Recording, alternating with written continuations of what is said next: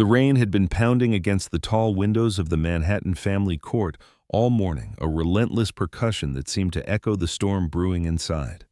Clara Reed sat at the long oak conference table with her attorney Martin Doyle, tapping her manicured nails against the glossy surface like a metronome of arrogance. She was 37, striking in a tailored cream Chanel suit and stilettos sharp enough to pierce glass. Her honey blonde hair was twisted into a sleek bun, and every gesture radiated the confidence of a woman who thought she had already won. "By Christmas I'll be set for life," she whispered to Martin, her lips curving into a smile that belonged more to a predator than a wife. "Half of everything Alexander built will be mine. He'll finally pay for ignoring me." She chuckled softly, a sound that carried just enough venom to sting anyone who cared to listen. Across the room, Alexander Reed sat quietly motionless like a statue carved from steel. At 44, he had the posture of a man who had weathered storms most would drown in. His salt and pepper hair framed a face lined with the marks of late nights coding and endless boardroom battles. Once celebrated as the visionary who turned a few lines of code into a billion-dollar software empire, today, he looked almost ordinary, a husband about to lose everything to betrayal.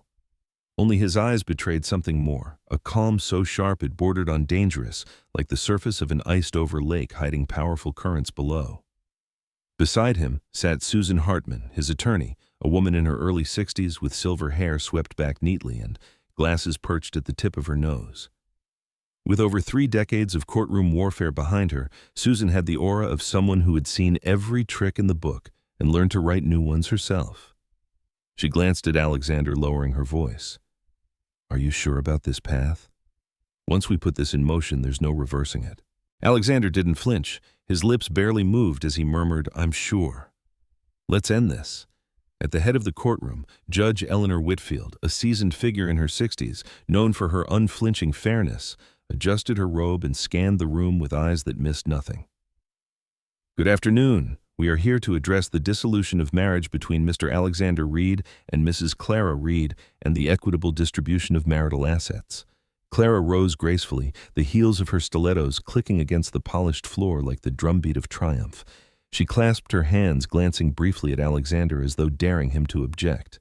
"Your Honor," she began smoothly, "I've been married to Alexander for 15 years. During that time, he amassed an extraordinary fortune through his company, Reed Dynamics. While he worked, I supported our home, our social life, and his career. I believe I'm entitled to my rightful share of the estate." Judge Whitfield nodded, then turned to Alexander. "Mr. Reed, do you contest your wife's claims regarding the marital assets?" For the first time that day, Alexander stood. His movements were deliberate, unhurried, as if he had rehearsed them in the mirror 100 times. His gray eyes locked with the judge's, steady and unreadable. "Your Honor," he said, his voice low but clear enough to fill the courtroom, "I don't contest the fact that wealth was accumulated during our marriage. However, I believe there may be some misunderstanding about the current ownership of those assets." A ripple of unease spread through the room. Martin Doyle shifted uncomfortably in his seat, his instincts sharpening like a blade sensing danger. "Misunderstanding?" Judge Whitfield raised an eyebrow. "Mr. Reed, please elaborate." And then it happened, the first crack in the mask Alexander had worn all morning. A smile. Small, controlled, but enough to drain the color from Clara's face. It wasn't the smile of a man beaten. It was the smile of a man holding a secret so devastating it could change the outcome of everything. Clara's confident smirk faltered just slightly, but enough for Martin to notice. He leaned toward her, whispering, "Stay calm. He's bluffing." But Clara wasn't sure. Something about Alexander's composure unsettled her. She had expected rage, bitterness, maybe even humiliation. Instead, he stood there like a chess player, moving a piece that would end the game in one stroke. "Your Honor," Alexander continued, reaching into his briefcase and pulling out a thick folder. "I'd like to submit my complete financial disclosure for review." The bailiff carried the folder to the bench, placing it before the judge. The silence in the room was suffocating, broken only by the shuffle of papers as Judge Whitfield examined the documents. The transformation of her face from neutrality to surprise was subtle but unmistakable. Clara gripped the edge of the table, her knuckles whitening. Martin leaned forward, his eyes narrowing, trying to read the judge's reaction before she spoke. "Mr. Reed," Judge Whitfield said at last, her tone tinged with something that sounded dangerously close to astonishment, According to this disclosure, your current net worth is... Clara's heart slammed against her ribs. This was it, the moment she had been waiting for. The number that would decide her future. She imagined the Hamptons beach house she would buy, the European vacations, the designer wardrobes that would finally match the lifestyle she believed she deserved. But then came the word. A single word that struck like a gavel cracking stone. 0. The courtroom gasped collectively. Martin Doyle shot to his feet, his voice sharp. "Excuse me, Your Honor, did you say 0? Judge Whitfield adjusted her glasses, her gaze unwavering. "That is correct. As of 6 weeks ago, Mr. Reed legally owns nothing." The room tilted for Clara. Her vision blurred, her ears roared with the sound of blood rushing. She turned to Alexander, desperate for an explanation, but he was already sitting back down, his expression unreadable, as though this outcome had been inevitable all along. For the first time since their marriage began, Clara realized she had underestimated her husband. This wasn't a man about to be destroyed. This was a man who had been waiting for her to walk into his trap. 3 months earlier, on a late September evening, Alexander Reed had been buried in spreadsheets and investor reports inside his home office overlooking Central Park. The glow of his dual monitors painted his face in pale blue light, his gray eyes narrowed on numbers that would make or break the next quarter. For years, his life had been consumed by deadlines, acquisitions, and midnight calls with board members in London or Berlin. Work was his fortress, the place where everything made sense. But that night, something cut through the silence, a sound he hadn't heard in months. Laughter. Clara's laughter. It floated up from the lower level, rich and musical, like the first night they met at a Harvard alumni gala, when her laugh had been the spark that drew him across the room. For a moment, Alexander froze, the pen in his hand, motionless. That sound, he wanted to believe it meant she had found a way back to him, that she was watching one of those sitcom reruns she used to adore. Against his better judgment, curiosity tugged him out of his chair. He padded softly down the hall, each step slow, cautious, like descending into unfamiliar territory. As he reached the edge of the penthouse lounge, the laughter sharpened, more intimate, punctuated by the murmur of a man's voice. Alexander's breath caught. There she was, Clara, pressed against the marble bar, her arms wrapped around a man he had never seen before. The stranger was younger, maybe early 30s, broad shoulders, filling out a tailored workout jacket, his confidence effortless. Ethan Brooks. Alexander realized with a jolt the personal trainer Clara had mentioned in passing months ago. Their kiss was hungry, desperate, the kind of embrace Alexander hadn't shared with her in years.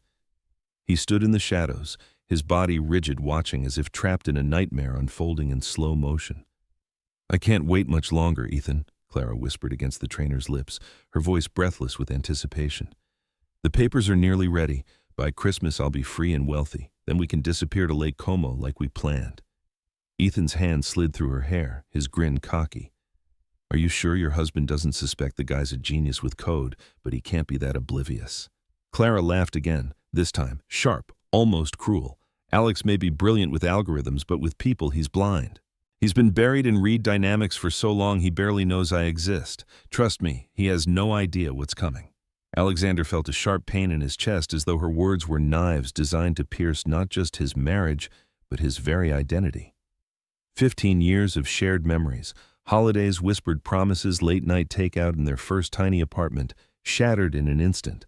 His faith in the woman he had chosen collapsed under the weight of her betrayal. "How much are we talking?" Ethan asked, his hands exploring places that once belonged only to Alexander.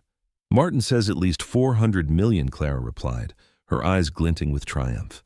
"Even with the prenup, New York state law favors wives when there's neglect. We'll have everything, enough for villas, yachts, anything we want." They kissed again, lost in fantasies of a future built on ashes. Alexander's body trembled, not from fear, but from something darker, clarity. The marriage had been hollow for years, but he had clung to the illusion that somewhere beneath the bitterness, a spark of love remained. Tonight stripped away the illusion. It wasn't just over. It was war. Hours later, long after Clara had gone upstairs humming as if she had already won the lottery, Alexander sat alone in his office. The city skyline stretched beyond the glass, neon lights flickering like indifferent stars. He stared not at code or contracts, but at a single document on his desk, his will. Everything he owned, everything he had built through 2 decades of 18-hour days and sacrifices, was about to be torn from him unless he acted. He poured himself a glass of scotch, the amber liquid burning down his throat, and let the rage settle into something colder, sharper, not fury, strategy. He had always excelled at systems, at designing frameworks where others saw chaos. Now he would design a system to protect himself, to dismantle Clara's plan before it even began. The next morning he made a call he never imagined making. His mother, Margaret Reed, answered from her home in Boston, her voice brisk and warm. She was 70, a retired professor of constitutional law, sharp-minded and unflinchingly loyal. Alexander told her everything: the laughter, the betrayal, Clara's plot with Ethan. There was silence on the other end, long enough for Alexander to wonder if she had hung up. Finally, Margaret spoke. "What do you need me to do?" Alexander leaned back in his chair, the first flicker of relief crossing his face. "I need you to become the wealthiest woman in New York."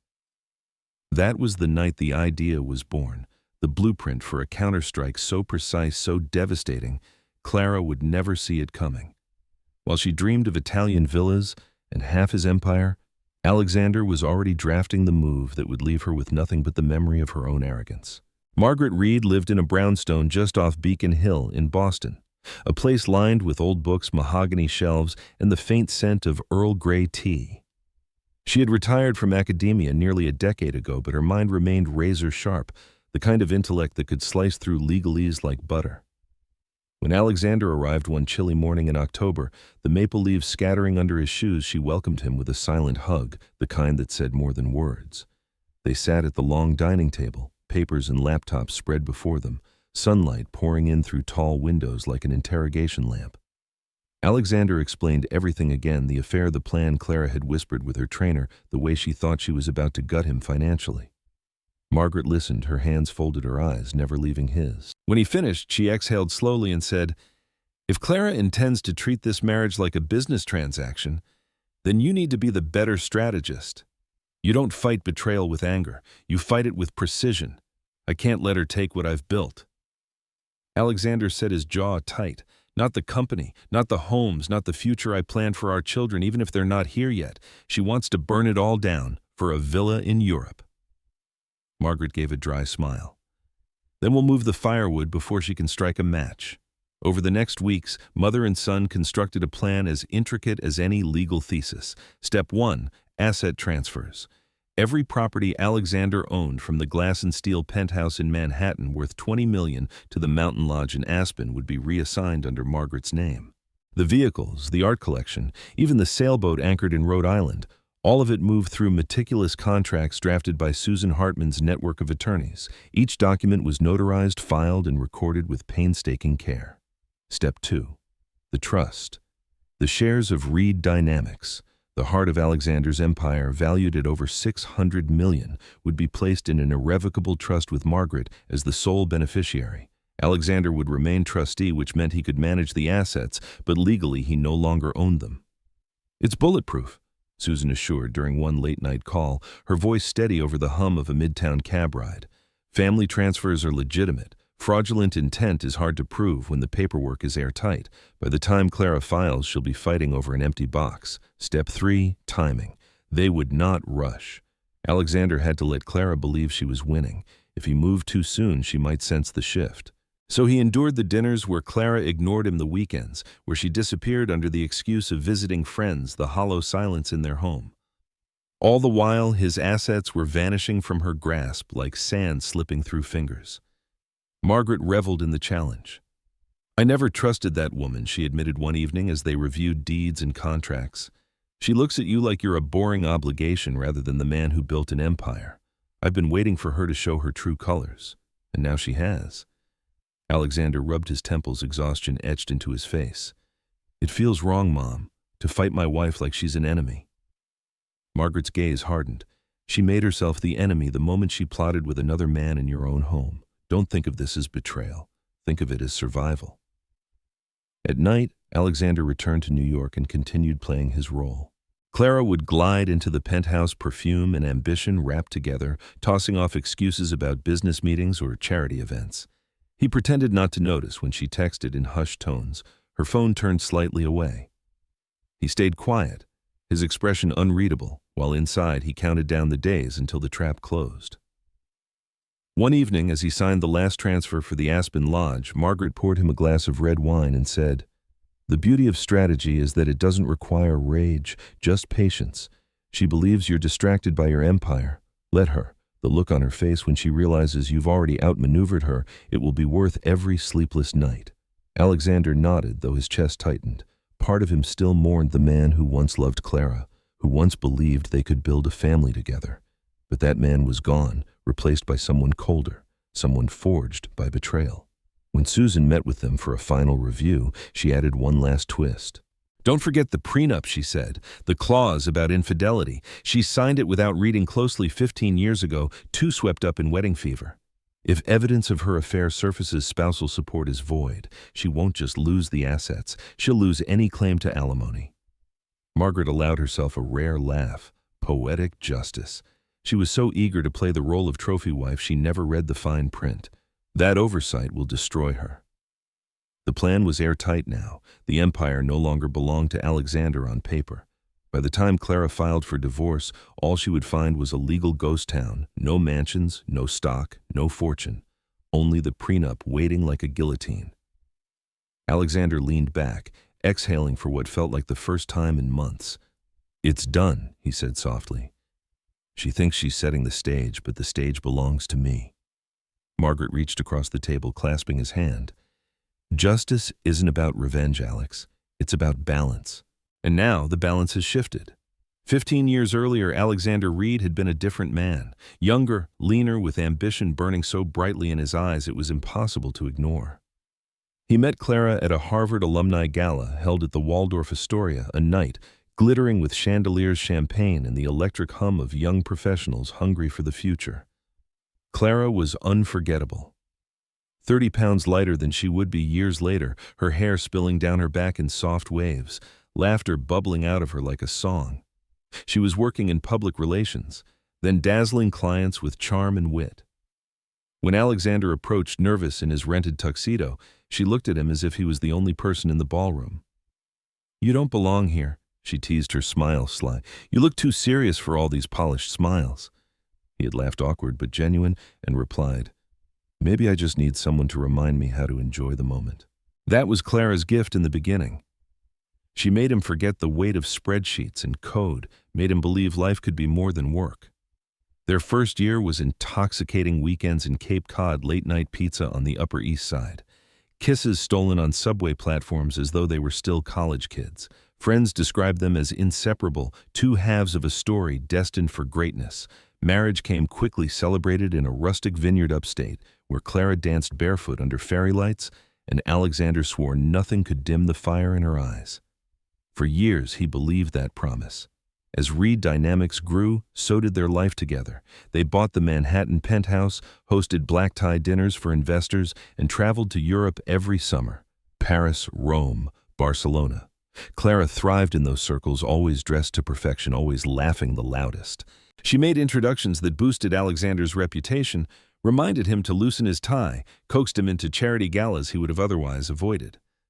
At first, he thought of her as his partner in every sense, someone who balanced his relentless focus with flair and style. But somewhere between board meetings and Clara's shopping trips on Fifth Avenue, cracks began to form. It started subtly. She would roll her eyes when he talked about product launches. She began spending more time with friends from the fashion world, people who measured worth by luxury handbags and exclusive invitations. "You're married to your company, Alex," she snapped one night after he missed yet another gala. "Maybe I should send your laptop a Valentine's card." He had brushed it off as frustration, promising to do better to be present, but promises turned into apologies, and apologies turned into silence. Their dinners grew quieter. He talked about revenue, she talked about art exhibits. They were two people sharing a table but living separate lives. 5 years into the marriage, Clara quit her job entirely. "I don't need to work anymore," she said with a casual shrug, sipping wine on their terrace. "Your success is our success. I want to enjoy life, not grind it away." Alexander had nodded, though unease twisted in his gut. He had built his company from scratch, every cent hard-earned. To him, work was purpose. To Clara, wealth became entitlement. By the 10th year, they were strangers passing in the same home. Clara decorated the penthouse with designer furniture while Alexander spent nights in his office. She took extended trips to Palm Beach with friends, returning with tans and shopping bags while he negotiated contracts in Zurich and Tokyo. Their photographs together became staged smiles at public events, masks hiding the distance beneath. Yet Alexander held on to hope. He remembered the Clara who laughed barefoot in vineyards, who once told him, "I don't care if we're broke, Alex, as long as we're together." He convinced himself she was still there, buried under the glitter and the cold ambition. He told himself the marriage was just weathering a storm. But storms don't last 15 years. By the time he discovered her betrayal with Ethan Brooks, he realized the truth: the Clara he loved had vanished years ago. What remained was a woman intoxicated by status, hungry for more, restless, in the shadow of a man she no longer admired. He thought of the night she confessed she wanted a beach house in the Hamptons. "It's the next step, Alex," she had said, twirling her wine glass. "Everyone in our circle has one. Don't you want us to belong?" He had smiled weakly and replied, "I thought we already belonged to each other." She laughed, dismissing his words, and called him sentimental. The distance widened. Alexander often returned home to an empty penthouse, her perfume lingering in the air, but her presence gone. When she was there, her eyes were on her phone, scrolling through messages he would later learn weren't from girlfriends, but from her trainer. Looking back now, Alexander recognized the signs had been there all along: the growing disdain, the secretive smiles, the contempt hidden beneath charm. Their marriage had been a house built on sand, but beautiful in the sunlight, but doomed to collapse under the weight of tides. As he sat across from Clara in court months later, watching her smile like a woman certain of victory, Alexander finally understood the arc of their story. What began as laughter and barefoot dances had curdled into betrayal and arrogance. Love had turned to entitlement, partnership to parasitism, and now in this courtroom the illusion of forever was about to end, not with a whimper, but with the precise strike of a man who refused to be her prey. The Manhattan courtroom felt smaller than Alexander expected, almost claustrophobic, with its wood-paneled walls and portraits of former judges staring down like silent witnesses.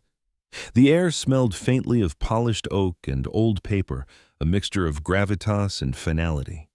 Clara Reed sat confidently at the petitioner's table, her designer suit gleaming under the fluorescent lights. She crossed her legs, the red soles of her Louboutins flashing like victory flags. Martin Doyle leaned close, whispering in her ear, his voice dripping with assurance. Based on the financial disclosures we're looking at, a marital estate valued at nearly $850 million. New York law will entitle you to a significant share. Today, you walk out a very wealthy woman. Clara's smile widened, sharp enough to slice glass. Finally, Martin. He'll pay for years of neglect. I'll have everything I deserve. Across the aisle, Alexander sat still, his expression unreadable. His gray eyes were focused not on his wife, but on Judge Eleanor Whitfield, who presided from the bench with the authority of a woman who had seen every form of deceit. Beside him, Susan Hartman adjusted her glasses, her face calm, almost amused, as if she already knew how this would end. The proceedings began with formalities. Judge Whitfield's voice carried firmly. "Mrs. Reed, you are seeking dissolution of marriage and equitable distribution of marital assets. Please state your claim." Clara rose gracefully, rehearsed confidence radiating from her. "Your Honor, my husband and I have been married for 15 years. In that time, he has accumulated extraordinary wealth through his company Reed Dynamics and other ventures. While he worked, I supported him, our household, and his career. I am entitled to my fair share of this estate, which totals hundreds of millions."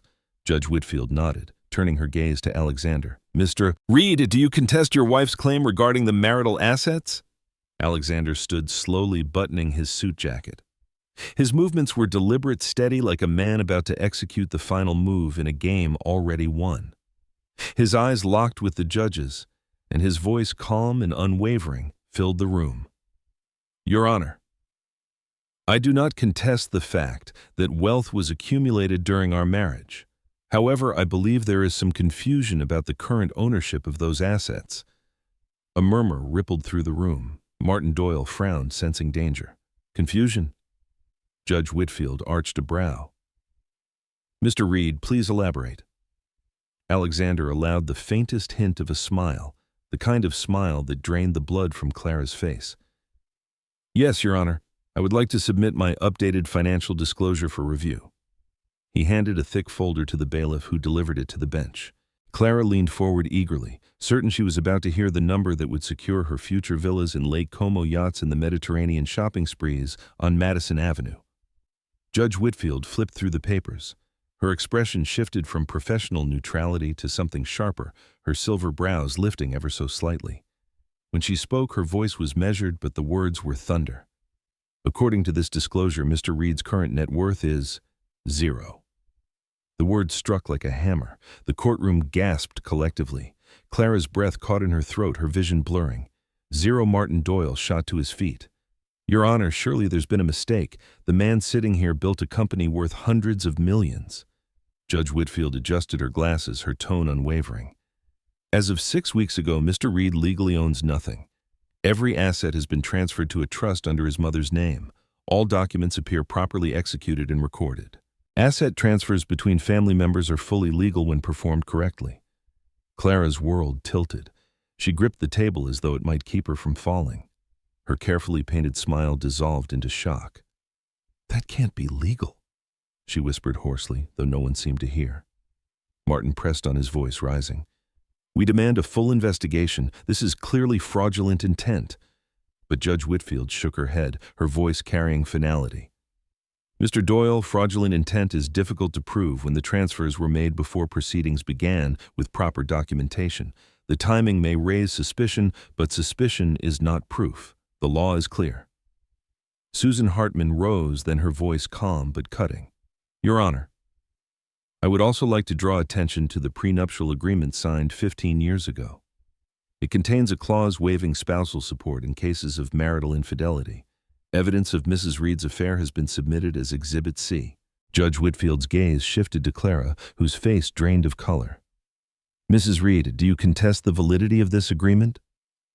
Clara opened her mouth, but no words came. She felt the room closing and the weight of betrayal she thought would be her weapon now crushing her instead. Alexander sat motionless, watching her with eyes emptied of anger, emptied of love, emptied of everything but quiet finality. Judge Whitfield lifted her gavel. "Given the evidence presented, the court finds no marital assets to divide. The prenuptial agreement waives spousal support due to infidelity. The dissolution of marriage is hereby granted. Court is adjourned."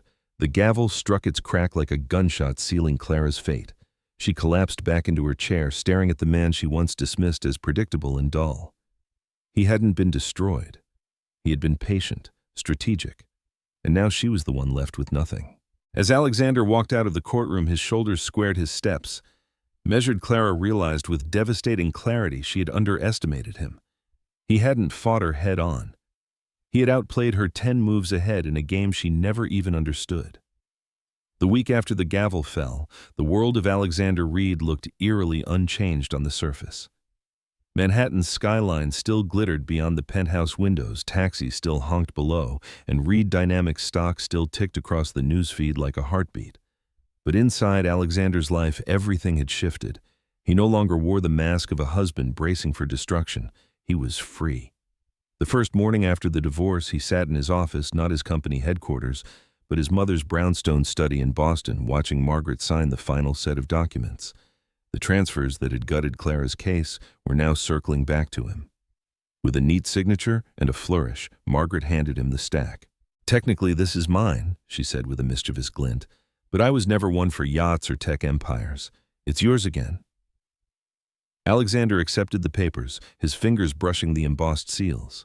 For months, he had lived with the gnawing fear that his empire could be dismantled by a betrayal. Now that fear was gone. He poured himself a bourbon and raised the glass toward his mother. "Justice was served," he said. Margaret clinked her teacup against his glass. "Justice, Alexander, not revenge. Remember that." For the first time in months, Alexander smiled a real smile, not the practiced smirk of courtroom chess. His phone buzzed with a message. "Dinner tonight." "Found a place downtown. Isabella." He let the smile widen. Isabella Moore, the patent attorney he had met at a tech conference, was brilliant, grounded, and refreshingly unimpressed by his money. She laughed at his stories, challenged his opinions, and once joked, "A man who can legally make himself broke overnight is never truly broke." He's just creatively liquid. Alexander found himself looking forward to that dinner with an anticipation he hadn't felt in years. While his world reset itself, Clara's unraveled. She had left the courthouse certain that Martin Doyle would find a loophole, some procedural error that could resurrect her golden ticket. But days turned into nights, and every phone call ended the same. The transfers were airtight. The prenup is enforceable. There's nothing to be done. At first, she stayed in a friend's loft in Tribeca, telling herself it was temporary. Marcus, her trainer-turned-lover, promised they would figure things out. But 2 days after the judgment, his text stopped. One final message appeared on her phone: "I can't do this. Call me when things are different." Things, of course, would never be different. Marcus had been interested in the fantasy of wealth, not the reality of a woman stripped of it. Within a week, Clara found herself in a one-bedroom walk-up in Brooklyn Heights, the same apartment she had rented years ago as a backup plan when the affair began. It was supposed to be a stepping stone to a penthouse of her own. Now, it was her cage. She took a job at an upscale boutique on Madison Avenue, folding dresses she once would have worn herself. Each day, she greeted clients who breezed in with platinum cards and walked out with shopping bags that cost more than her monthly paycheck. She smiled, nodded, and seethed quietly, knowing she had once belonged to that world, but had lost it by her own hand. At night, she scrolled through social media, watching old friends post photos from charity galas and Hamptons weekends. The invitations that once filled her inbox had vanished. In Manhattan, absence was its own scandal. People didn't need proof to judge. Silence was proof enough. One afternoon, while carrying a rack of evening gowns to the front of the store, Clara froze. Outside the glass window, Alexander walked past with Isabella at his side. Isabella wore a simple navy dress, understated yet elegant, and her laughter rang out like freedom. Alexander leaned toward her, listening intently. His face relaxed, his hand brushing hers. They looked like two people untouched by bitterness, untouched by betrayal. Clara's chest tightened. She ducked behind the counter, heart hammering, but not before she saw Alexander glance casually into the window. Their eyes met for the briefest second. His expression was not angry, not vengeful, only indifferent, and that indifference cut deeper than rage ever could. That night, Clara returned to her apartment, sinking into the couch with a bottle of cheap wine. She thought of the promises she had whispered to Marcus, the villa in Lake Como, the life of luxury that had seemed so certain. All of it gone in a single courtroom hour. She whispered to the empty room, "How did I lose everything?" But she knew the answer. Greed had blinded her. Betrayal had backfired. She had underestimated the man who once built an empire from nothing, assuming she could dismantle him with a signature. She had laughed when she signed those papers. Now the laugh echoed in her mind like a cruel joke, each repetition reminding her of the moment her world ended. Across town, Alexander finished dinner with Isabella, walking her to her apartment in Soho. The city buzzed around them, street musicians, strumming guitars, food vendors, calling out taxis, weaving through traffic. Alexander felt lighter than he had in years. He thought back to the courtroom, to Clara's stunned face when the word zero shattered her future. He felt no gloating satisfaction, only the steady calm of justice. Isabella squeezed his hand, smiling up at him. "What are you thinking about?" That sometimes, Alexander said, the best move isn't to fight. It's to stay 10 steps ahead. Isabella laughed softly. "Then I'd say you're already winning." As they disappeared into the night, two paths diverged permanently, one paved with renewal, the other with regret. Winter settled over New York with its usual harshness, winds whipping down Fifth Avenue and snow piling on brownstone steps like silent accusations. Clara Reed walked quickly along Madison Avenue, her boutique's thin trench coat no match for the icy air. Every gust stung her cheeks, but the deeper sting came from within. Weeks had passed since the court ruling, and yet the humiliation still clung to her skin like a brand. She lived in a world that once bent to her presence but now recoiled from her shadow. At the boutique, she was no longer the customer but the clerk. She smiled at women she once knew from charity luncheons, pretending not to notice when they whispered her name with thinly veiled disdain. The fall from grace in Manhattan society was faster than any stock crash. One day, you were the story everyone wanted to photograph. The next, you were the cautionary tale they dissected over martinis. Alexander, meanwhile, had become a ghost that haunted Clara in the most painful ways, not through confrontation, but through absence. He did not call, did not write, did not rage. He simply ceased to exist in her life, except in glimpses that felt orchestrated by fate to twist the knife. One Friday evening, leaving work late, Clara spotted him across the street outside a jazz club in Greenwich Village. The snow was falling lightly, catching in the glow of street lamps, and there he stood laughing at something Isabella Moore had said. Isabella looked radiant in a crimson coat, her dark hair spilling across her shoulders, her hand brushing Alexander's arm with the easy intimacy of someone who belonged. Clara's breath caught her steps faltering as the scene unfolded like a cruel performance staged for her alone. Alexander's laugh was warm, genuine, the kind she hadn't heard in years. He looked lighter, younger, even as though shedding the weight of betrayal had peeled away a decade. Clara ducked into the shadow of a doorway, her pulse racing. She wanted to storm across the street to demand his attention, to remind him she still existed. But when Alexander glanced up, his eyes briefly meeting hers across the snowy avenue, she froze. There was no fire in his gaze, no hatred, no triumph, just emptiness. He looked at her the way a passerby looks at a stranger in a crowd. Momentary recognition, then dismissal. He turned back to Isabella, offering his arm, guiding her into the club. The door closed behind them, and Clara was left staring at the reflection of her own hollow eyes in a shop window. That night she sat alone in her Brooklyn apartment, the radiator clanking as it struggled against the cold.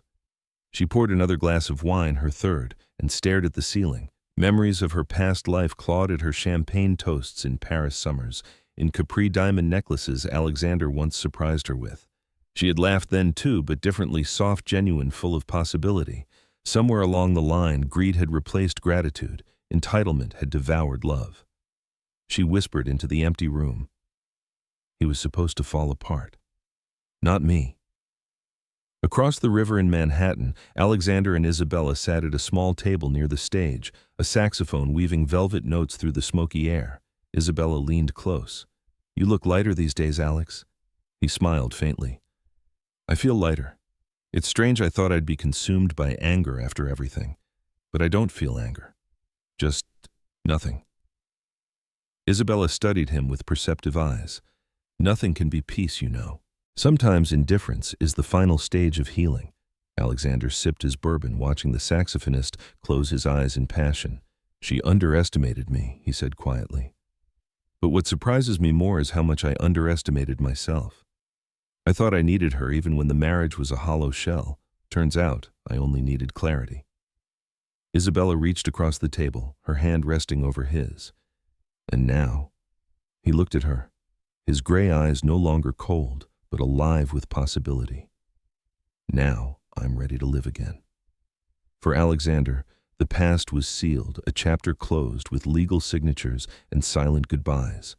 For Clara, the past was a ghost that gnawed at every waking moment.